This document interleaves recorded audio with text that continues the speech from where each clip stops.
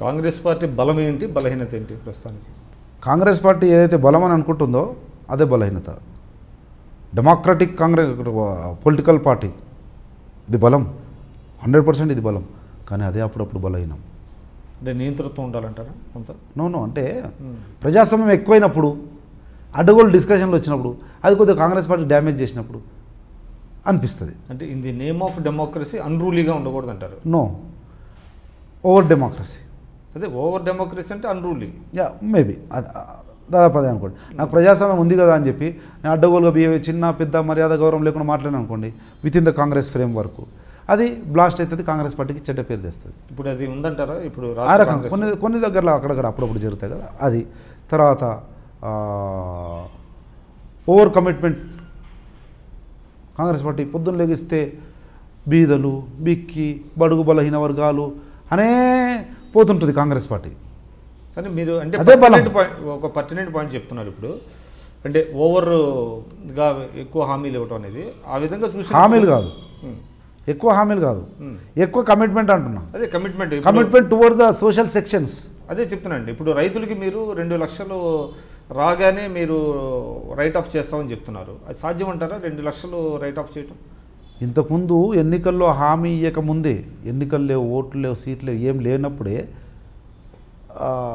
రుణమాఫీ చేసినటువంటి ఘనత ఉన్నటువంటి పార్టీ కాంగ్రెస్ పార్టీ.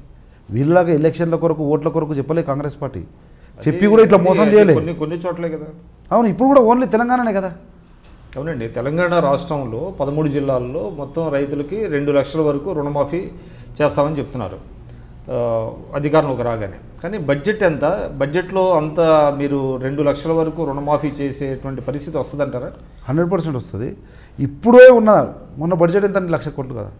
ఎంత రుణమాఫీ ఉండండి? 17,000 కోట్ల వరకు రుణమాఫీ ఉంది. బడ్జెట్ ఎంత ఉండే? బడ్జెట్ అలొకేషన్ అవి ఎక్కువ ఉండొచ్చు, కానీ మన దగ్గర రెవెన్యూ ఎంత ఉండే? దాంట్లో ఇచ్చింటే ఏమవుతుండే? ఒకవేళ తెలియనప్పుడు హామీ ఎందుకు ఇచ్చినావు? అట్లా కదా, మనం హామీ ఇస్తున్నాం, మేము హామీ ఇస్తున్నాం. ఇప్పుడు కేసీఆర్ గారు 50,000 లోపు రుణమాఫీ చేస్తున్నారు. 50,000 రుణమాఫీకి అవసరమైనటువంటి 17,000 కోట్లు. 50,000 కదా, లక్ష. సరే, లక్ష లోపు అన్నారు. రేపు 2 లక్షల వరకు మీరు రుణమాఫీ చేయాలంటే దాదాపు ఒక 40,000 కోట్లు అవుతాయి. 40,000 కోట్లని బడ్జెట్ నుంచి తీసి పరిస్థితి వస్తుంది. కావు, ఎవరు మిస్టేక్ అని మేము క్యాలిక్యులేషన్ చేసినాం. దానికి కొన్ని సంవత్సరాలుగా ఉన్నది కలిపితే అంత అయింది. ఏది మొన్న చేసిన 17,000 కోట్లు మొన్న చేసినప్పటి నుంచి ఈ టర్మే కదా, ఇప్పుడే కదా, కనుక తక్కువ అవుతుంది. ఒకటి. రెండవది, మాకు నమ్మకమైనది, విశ్వాసం ఏందో తక్కువ అవుతుంది, అది ఒకటేసారి చేయొచ్చు. ఇప్పుడు ఉన్నటువంటి బడ్జెట్లో అనేది మాకు ఉన్నటువంటి క్లియర్ పిక్చర్. ఎందుకు? If you are very particular or you are giving a priority for agriculture అన్నప్పుడు అది చేయొచ్చు, పెద్ద విషయం కాదు. వేరే వాటిని తగ్గించుకొని అది చేయొచ్చు. తర్వాత సెంట్రల్లో కూడా ఉంటాయి. సెంట్రల్కి ఇది పెద్ద విషయం కాదండి.